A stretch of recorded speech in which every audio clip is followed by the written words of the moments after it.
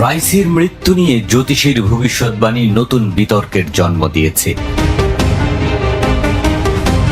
ইরানের president Ibrahim রাইসির helicopter দুর্ঘটনার বিষয়ে তুর্কি জ্যোতিষী ইলোদা আসকিনের ভবিষ্যৎবাণী সামাজিক যোগাযোগ মাধ্যমে ঝড় তুলেছে। ইরানের প্রেসিডেন্ট ইব্রাহিম রাইসি এবং পররাষ্ট্রমন্ত্রী হুসেইন আমির আবদুল্লাহিয়ান গত রবিবার হেলিকপ্টার দুর্ঘটনায় নিহত হন। আজারবাইজান সীমান্তবর্তী এলাকায় আরাস নদীর উপর একটি বাঁধ প্রকল্প উদ্বোধনের পর উত্তর পূর্বাঞ্চলের শহর তাবরিজে ফিরছিলেন রাইসি এবং তার সফর সঙ্গীরা। ঘন কুয়াশার মধ্যে হেলিকপ্টারটি পার্বত্য অঞ্চলে দুর্ঘটনায় পড়ে। 63 বছর বয়স্ক রাইসি দ্বিতীয়বারের চেষ্টায় 2021 সালে ইরানের প্রেসিডেন্ট নির্বাচিত হন। রাইসির হেলিকপ্টার দুর্ঘটনার বিষয়ে তুর্কি জ্যোতিষী ইলেদা আসকিনের ভবিষ্যৎবাণী এখন চর্চায়। আসকিন বিমান দুর্ঘটনা এবং রাজনৈতিক ফলাফল সহ তার সঠিক পূর্বাভাসের জন্য বিখ্যাত। ইরানের জন্য বড় ধরনের উত্থান পতনের ভবিষ্যৎবাণী করেছিলেন এই জ্যোতিষী। আশ্চর্যজনক বিষয় হল রাইসির মৃত্যুর সঠিক তারিখটিকে একটি উল্লেখযোগ্য তারিখ হিসেবে চিহ্নিত করেছিলেন এই জ্যোতিষী। 13 এপ্রিল 2024। ঘটনার ঠিক এক মাস আগে আসকিন টুইট করেছিলেন, ইরানের জন্য পর্দা 29 এপ্রিলের পরে খুলবে, বিশেষ করে 19 মে এর কাছাকাছি।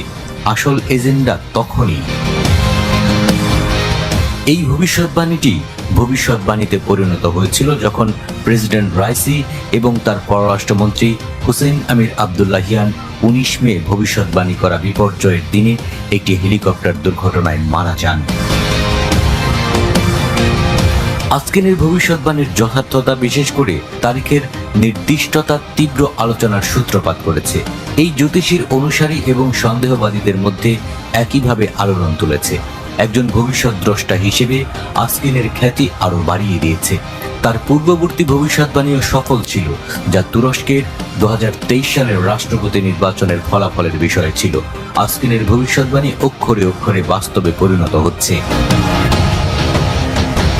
ইসলামিক প্রজাতন্ত্র ইরানের সংবিধানের 131 অনুচ্ছেদ অনুযায়ী দায়িত্বরত কোনো প্রেসিডেন্ট মারা গেলে ভাইস প্রেসিডেন্ট দায়িত্ব গ্রহণ করবেন।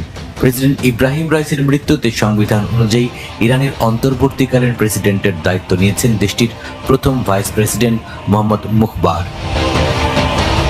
ইব্রাহিম রাইসির মতোই ইরানের সর্বোচ্চ ধর্মীয় নেতা আলী খামেনির ঘনিষ্ঠ মুখবার জন্মগ্রহণ করেন 1955 সালের 1 সেপ্টেম্বর। 2021 সালে তিনি প্রথম ভাইস প্রেসিডেন্ট হন, আর রাইসি সে সময় হন প্রেসিডেন্ট।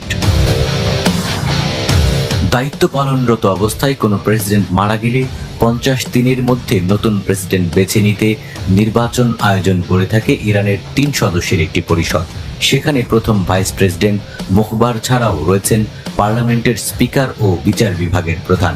ইরানের প্রেসিডেন্ট নির্বাচনে কে জিতবেন সে বিষয়ে কিছু বলেননি তুর্কি জ্যোতিষী ইলেদা আসকিন।